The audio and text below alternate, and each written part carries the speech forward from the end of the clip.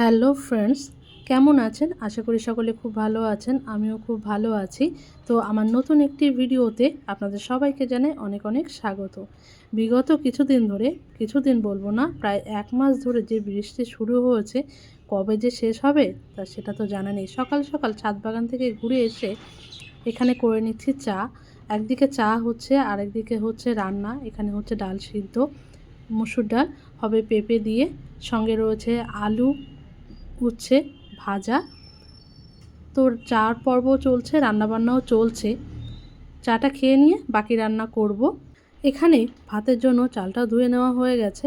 তো একদিকে দেখুন চাট খেয়ে তো চলে এসেছি, এবার এখানে হচ্ছে মাছ ভাজা, ডাল সমস্তটা তো রান্না হয়ে গেছে। এবার হচ্ছে এখানে মাছ ভাজা, মাছটা রান্না হবে সেটা অবশ্যই আপনাদের সঙ্গে শেয়ার করব। তো এখানে ফোড়নে দিয়ে দিলাম শুকনো লঙ্কা আর জিরে ফোড়ন। আলুগুলোকে দিয়ে সম্পূর্ণ ভেজে নেব।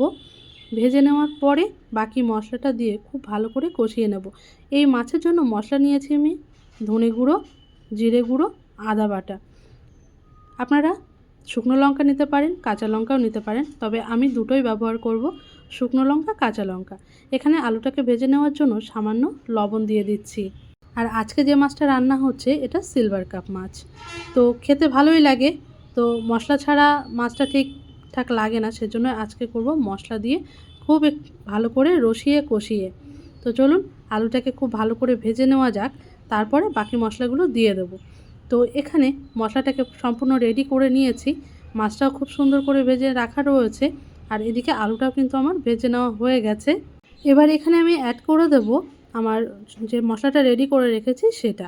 এখানে একটু টমেটো হলে খুবই ভালো হতো, যেহেতু টমেটোটা শেষ হয়ে গেছে সেজন্য আর দেওয়া হলো না। আপনাদের থাকলে আপনারা অবশ্যই দেবেন, এটা দিলে ভালো লাগে খেতে।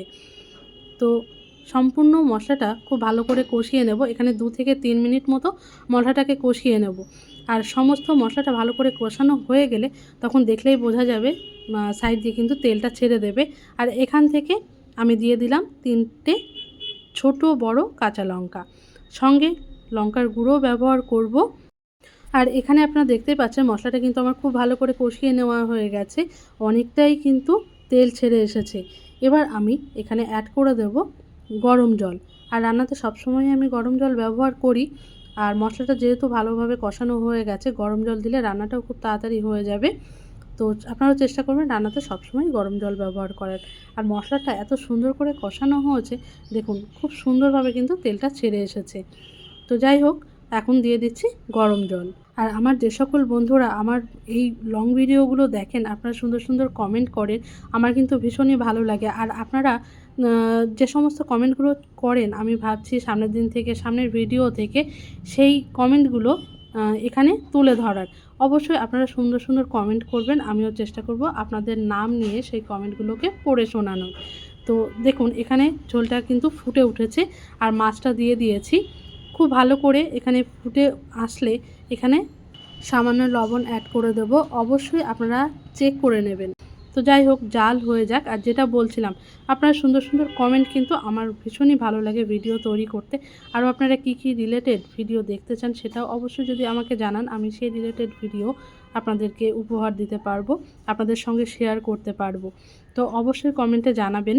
তো আর আজকের এই রেসিপিটি আপনাদের কেমন লাগলো সেটাও কিন্তু জানাতে ভুলবেন না। আর এদিকে আমার মাছের ঝোলটা হয়েও এসেছে। এখন দিয়ে দিচ্ছি গরম মশলা বাটা।